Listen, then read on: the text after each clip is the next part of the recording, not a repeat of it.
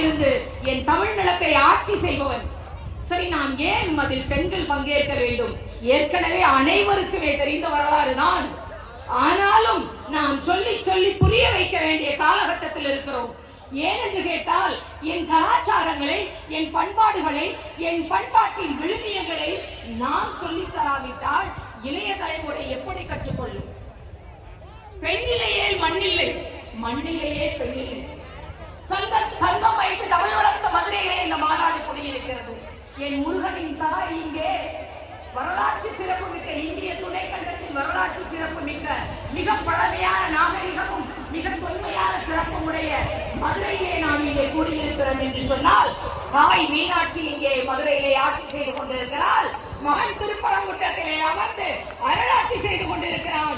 அப்படிப்பட்ட மண்ணை இங்கே கண்ணெழுச்சியாக கூடியிருக்கின்ற என் ரத்தத்தின் ரத்தமான என் காவி உடன்பிறப்புகளை மீறி நீங்கள் எதுவும் செய்துவிட முடியாது. ஏன் இந்த முருக பக்தர்களின் மாநாடு?